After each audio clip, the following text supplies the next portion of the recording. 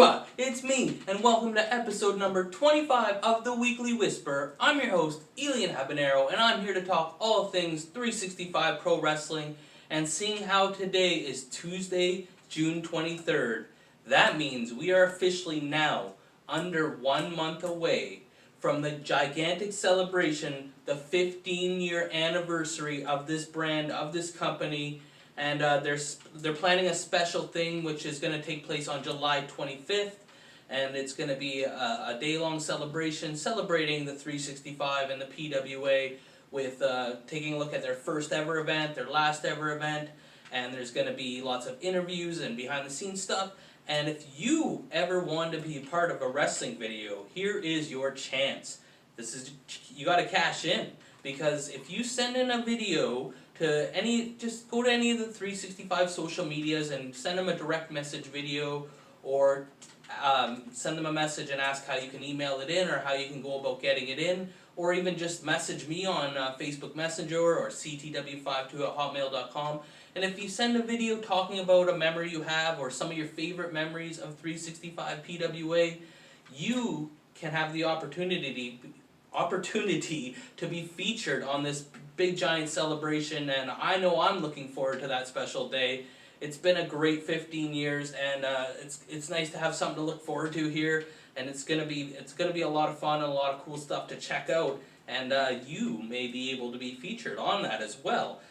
So what else do we got? We got the latest edition of the podcast, the 365 podcast with, I must say, the fascinating Tony Baroni. From out in the west there, in the mainland. I'm stuttering. I'm just so happy. I love doing this show, and I love the people that watch it, and I'm just blessed to have viewers and have people that tune in every week. And I know there's not a tons of news that there would be at the beginning of the Weekly Whisper when I started this, but it's still fun to talk wrestling, and especially when we're just inching really close to getting back there. It's close, man. I can see the light at the end of the tunnel. But speaking of the podcast with Tony Baroni, what a great episode. You can catch that on Google Play Music, iTunes, Spotify, and of course YouTube. And it's a great listen. And some new things. I know I promoted that the t-shirts are available. 365 merchandise is available on the Pro Wrestling Tees store.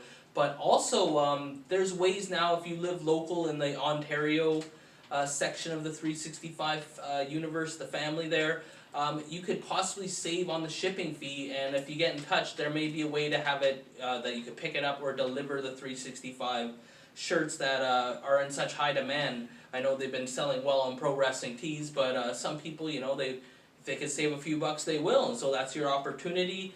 And the YouTube, I know I talk about this every week, but man, I'm just overwhelmed, and I'm so happy to be a part of to say that my show is featured on the 365 YouTube channel, which you must subscribe if you haven't, please. You just click the thing, it doesn't do anything.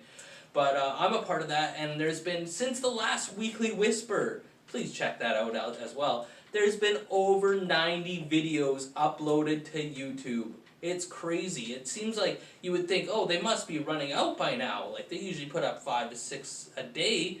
But now they've been putting up double shows, and like they're digging in the vaults, looting through the crates. People are sending stuff in. Thank you to everybody that's contributed, and they just keep finding more stuff. I mean, they got to run out soon, but even as of right now, there's like 1,500 videos available for you to watch.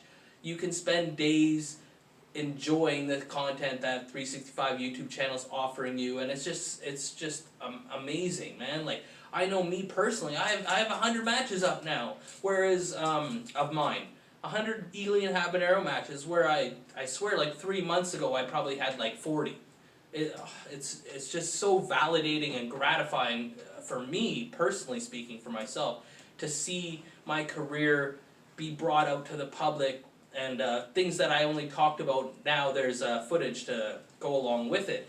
And we got some more top 5 lists. If you have a top 5 thing that you want to send in or have me cover on this, as far as top 5 lists for PWA 365 go, then please send it in.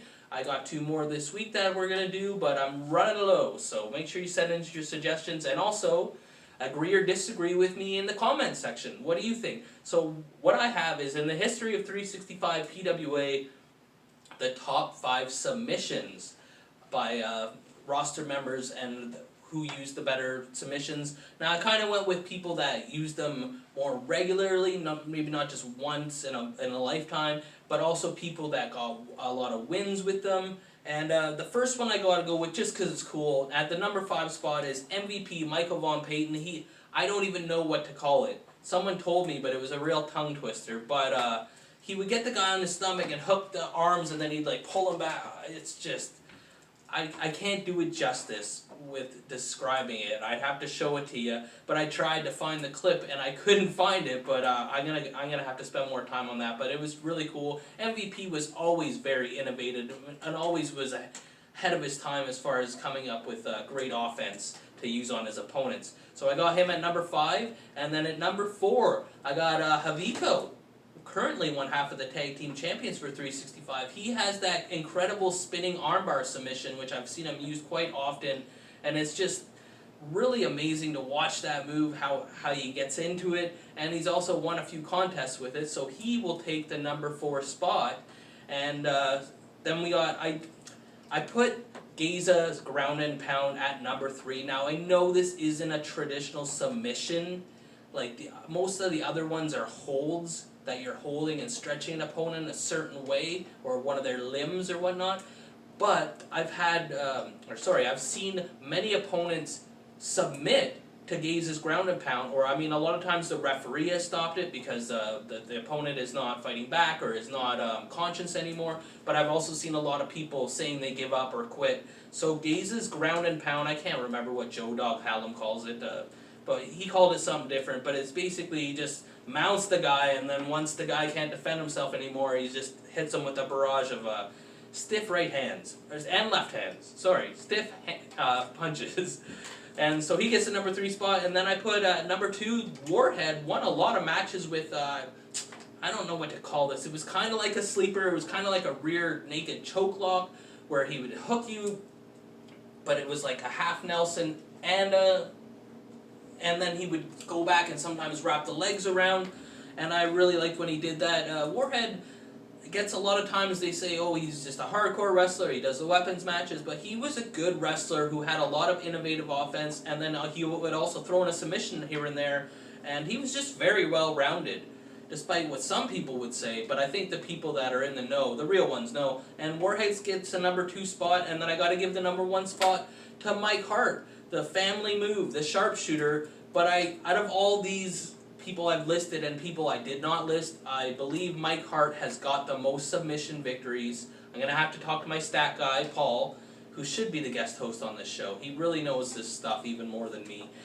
But I believe in the history of PWA 365, he has got the most submission victories, and it's every time been with that move, the sharpshooter. He knows how to slap it in. It's been passed down from generation to generation. I personally have tapped out to it in 2004. That match just went up on YouTube. So that's my top 5 people that are on the roster that do submission moves throughout the history of 365 PWA. I got MVP Michael Von Payton at 5. I got Haviko at number 4. I got Geza Coleman Jr. at number 3. I got Warhead at number 2. And I got Mike Hart at number 1. And we're going to do one more. We're going to do another top 5 list. And this one is going to be top 5 in the history of 365 PWA roster members. People that have done good promos or interviews. It could be leading up to the events, trying to sell tickets to the events and get people to come and see. Or it could be ones at the events where they have a segment or an interview in the ring with a live crowd. It could be either or. These are the ones I picked. And you'll find there's a lot of managers on here because I guess that's a great thing to have if you're a manager, is the gift of gab, right? So, but at number 5, I got Corey Spade. I believe at one time he called himself Corey Hart, but I always felt he knew how to engage the crowd, and he knew how to either get under your skin if that's what he was trying to do, or get you behind him if that's what he was trying to do. And he always got a good reaction of the crowd if it was a live interview that he was doing. So Corey Spade gets the number 5 spot on my list. Number 4. I gotta give Lenny Lilac. Back in the days when he had a lot of segments. I know when I was going through the videos and making playlists for people, I'm pretty sure him and Eric Kearney had the most interviews on the 365 YouTube channel, talking about upcoming matches, talking about matches that had just took place. But I gave Lenny the nod there. He has got a lot of interviews, and he's always fun to watch. And no matter what side of the coin he's on, he's always doing his part to make you feel that. So check out some of his old backstage vignettes, you could call them, or even just, I've seen one recently where he was trying to recruit someone to join the Lilac family live in front of the crowd, and the Fat Elvis chants were ringing through the building, and Lenny Lilac always knew, or he always has a gift of gab. He had a way with words, so he gets the number 4 spot. And the number 3 spot, someone who's newer compared to a lot of people as far as time put in the 15 years, Tex Lexus.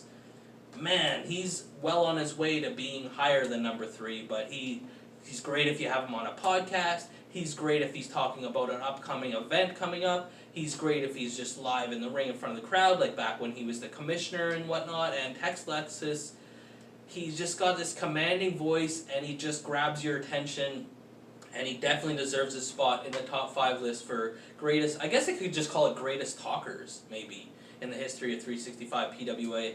But I found that I had to put this man ahead of him, Jesse Jones, number 2. Now, this has always been Jesse Jones' talent, and is talking. He never shuts up. He always had a way of, he did more backstage interviews or leading up to events than probably anybody. I know for a point there he was running some of the PWA media channels there, and he always had stuff and content, and he always was able to get the crowd, he could get them to react how he wanted them. He always controlled them and got out of them what he wanted, and Jesse Jones was one of the greatest talkers. He won Best Manager in Ontario like 4 years in a row. So Jesse Jones, I gotta give it to him, but he did not get the number 1 spot. And if you've watched the Weekly Whisper, you probably know who I'm gonna pick, because I just love this guy, and he's got the best voice, the voice of a god, I like to say, and he's got that charisma.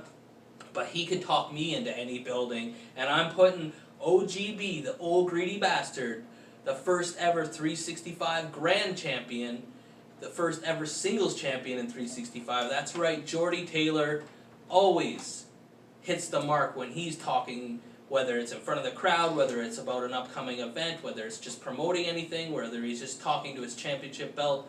Jordy Taylor always does it for me, and to me always hits 5 stars when he does that kind of stuff. So those are my top 5 lists. Let me hear what you think. Who do you like? Who do you don't like that I put in there? And I love doing that, and also send in your submissions, like I said. But there's nothing really else to do other than make sure that you like, or you get a leg drop, you comment, or you get a clothesline, you subscribe, or you get a suplex, and you share, or you get a sleeper. I'm your host, Elian Habanero. I love wrestling. Cuba.